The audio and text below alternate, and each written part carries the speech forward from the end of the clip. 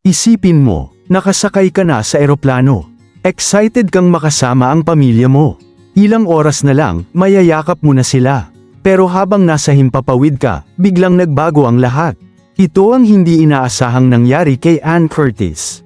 Ang Milan, simula ng isang magandang paglalakbay.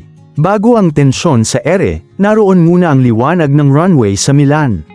Dumalo si Anne sa Milan Fashion Week, isa sa pinakamalaking fashion event sa mundo. Bilang isang Filipina na kinikilala sa international scene, isa na naman itong milestone sa kanyang karera. Front row sa mga luxury fashion shows, mga designer gowns, mga kumikislap na ilaw at camera. Ngunit matapos ang glamour at palakpakan, may mas mahalagang destinasyon siyang pupuntahan. Dubai, doon naghihintay ang kanyang pamilya. Ang flight na dapat sana'y reunion.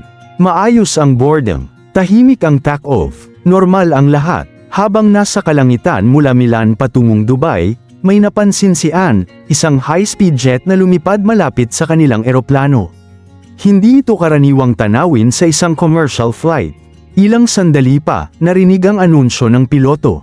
Dahil sa tumitinding tensyon at airstrike sa Middle East, isinasara ang ilang airspace. Ang kanilang flight ay kailangang mag-reroute. Hindi sila tutuloy sa Dubai. Kailangan nilang bumalik sa Milan. Katahimikan sa loob ng eroplano. Sa loob ng cabin, nag-iba ang atmosphere. May mga pasaherong tahimik na nagdarasal. May mga nag-aalala para sa kanilang mga mahal sa buhay. At si Anne, bagamat dismayado sa naudlot na reunion, mas nangingibabaw ang pag-aalala niya para sa mga taong direktang apektado ng kaguluhan. Sa kanyang social media, nagbahagi siya ng mensahe. Praying for all the families in the Middle East. Hoping things ease soon. Isang simpleng pangungusap, pero punong-puno ng malasakit. Mas malalim na paalala, ligtas na nakabalik sa Milan ang kanilang eroplano. Hindi man natuloy ang kanyang paglapag sa Dubai, naging malinaw ang isang bagay. Sa likod ng spotlight, fashion, at tagumpay, pare-pareho tayong apektado ng mga pangyayari sa mundo. Ang dapat sana'y simpleng reunion trip ay naging paalala ng realidad.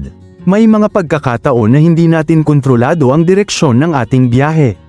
Pero maaari tayong pumili kung paano tayo tutugon. At pinili ni Anne ang magdasal.